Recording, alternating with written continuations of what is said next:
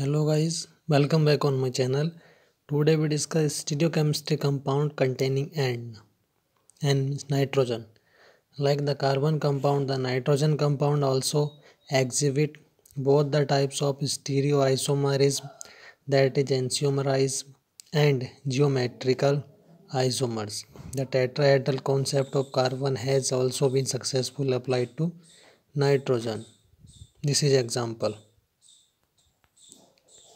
Geometrical isomerism of nitrogen.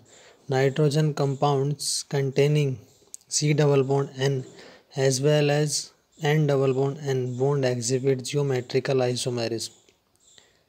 Now stereochemistry of phosphorus compound. Phosphorus and arsenic can exhibit balance 3, 4, 5 and 6. Hence they give rise to more possible configuration than nitrogen. Tercovalent phosphorus compound. Propylphenylphosphine has been resolved and its absolute configuration has been determined. Optically active phosphocines are fairly optically active.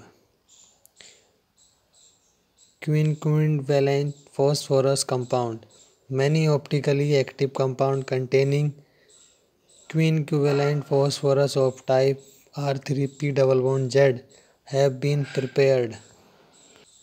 Stereochemistry of sulfur compound. Various types of sulfur compound have been found to exhibit optically activity, that is they show enantiomers. Sulfonium salt.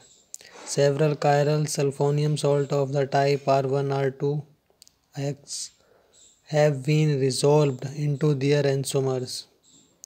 Enantiomers axis and specific rotation. Specific rotation is spatial rotation of 1 gram per ml concentrated solution with path length 10 deca 1 deca centimeter at particular wavelength of light.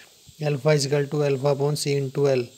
Alpha specific rotation bracket में alpha जो है वो specific rotation, alpha observe, C concentration, L length of equatorial. This is a enantiomeric axis. Enantiomeric axis is a measure for how much one enantiomer is present compared to other. In a sample with 40% E of R, the rearranging 60% is racemic with 30% of R and 30% of S. So the total amount of X is 70:30. Thank you guys.